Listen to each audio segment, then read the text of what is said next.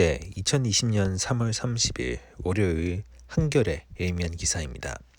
첫 번째 기사입니다. 소득 하위 70% 가구에 100만 원씩 생계 지원금 지급. 당정청 29일 비공개 회의서 결정. 정부 여당과 청와대가 코로나19 확산이 가져올 경제 위기에 선제적으로 대응하기 위해 소득 하위 70% 가구에 100만 원 4인 가구 기준의 생계지원금을 지급하는 쪽으로 가닥을 잡았다.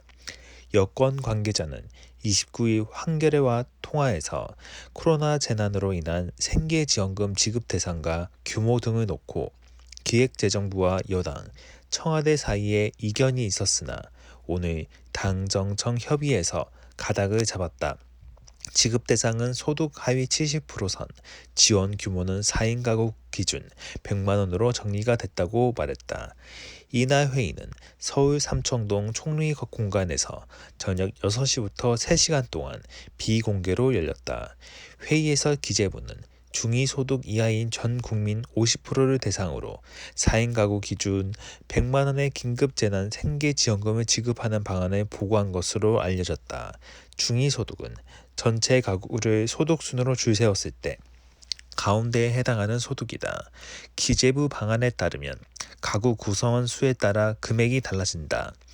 1에서 3인 가구는 100만 원보다 적게 받고 5인 이상 가구는 100만 원보다 많이 받는 식이다.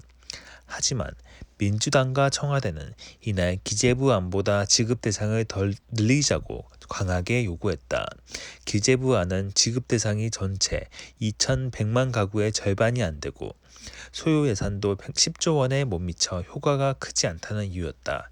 당과 청와대는 대신 가구별, 소득별로 차등 지급을 하더라도 최소한 전 국민의 70에서 80%는 혜택을 받아야 한다는 입장을 강하게 피력했다. 결국 회의 결론은 지원금 규모는 기재부 안을 따르되 지급 범위는 당과 청와대의 의견을 받아들여 소득 하위 70% 선으로 넓히는 절충안을 채택한 모양새가 됐다. 민주당 관계자는 당의 기본적인 입장은 적은 액수라도 최대한 많은 대상에게 주자는 것이었다. 국민 70%에게 50만 원씩 지급하는 안이 유력했지만 의원들은 이 정도로는 부족하다는 의견이 많았다고 전했다. 최근 문재인 대통령은 코로나19 확산세가 미칠 깊고 광범위한 피해를 우려해 전례 없는 조치를 거듭 요구한 바 있다. 실제 이날 청와대 쪽 참석자들은 코로나19 경제 상황이 참혹할 것이라며 상응하는 경제 대책을 세워야 할 것이라고 말한 것으로 알려졌다. 지원 방식으로는 현금과 사용기간이 정해진 상품권 또는 지역 화폐를 섞어 지급하는 방식이 유력하다. 상품권을 사용하기 어려운 지역도 있고 당장 현금이 필요한 이들도 있기 때문이다. 용어는 논란이 됐던 기본소득 대신 생계지원이란 취지가 충분히 반영되도록 정리될 것으로 보인다. 여권 관계자는 기본소득이란 말을 쓰면 향후 지속해서 지급한다는 어감이 있어 사용하지 않기로 했다고 말했다.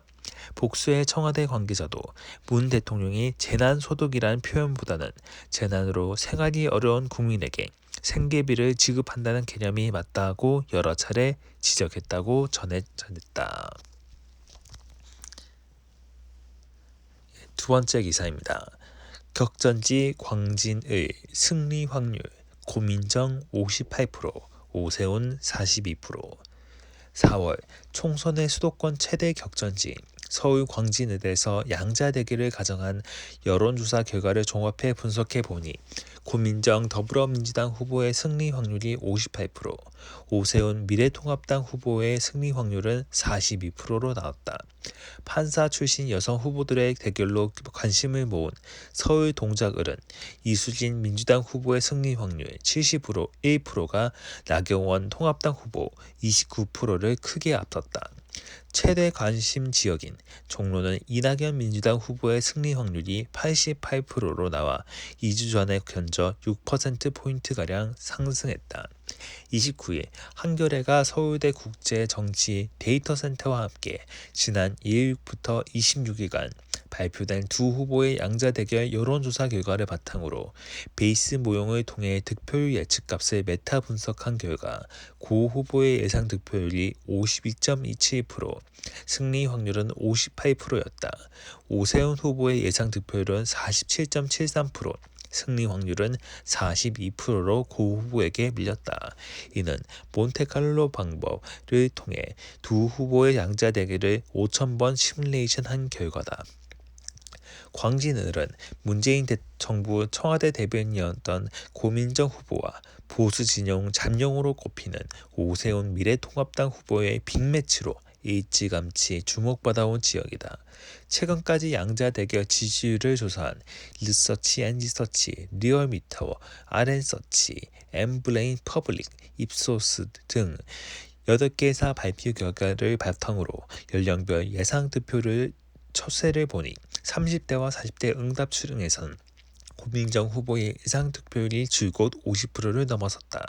반면 50대 응답층에선 40%대이던 예상 득표율이 3월 2주차 이후 60%대로 빠르게 오르는 추세였고 60대 응답층에서도 30%대에서 40%대로 천천히 늘어나는 모습을 보였다.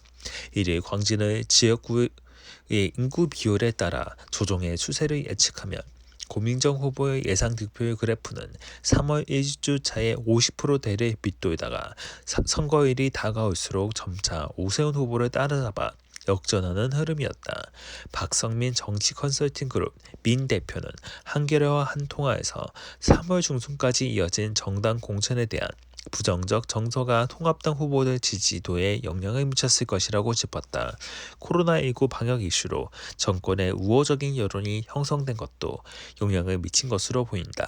박 대표는 중도 보수가 선거를 앞두고 정권 심판론으로 복귀해야 통합당 후보의 지지도가 회복될 수 있다고 내다봤다. 여성이면서 판사 출신 선후배 사이로 서울 동작을에서 맞붙게 된 이수진 민주당 후보와 나경원 통합당 후보의 경우 이수진 후보가 우세한 것으로 분석됐다. 지난 15일부터 26일까지 리서치 등 7개에서 발표한 여론조사 결과를 바탕으로 베이스 모형 메타 분석을 한 결과 양자 대결 구도에서 이수진 후보의 예상 득표율은 57%, 예상 승률은 71%였다. 양승태 농단을 폭로하며 정치권에 입문한 이수진 후보는 사법개혁 완성을 공약했고 5선에 도전하는 나경원 후보는 이에 맞서 지역 발전과 인물 경쟁력을 앞세우고 있다.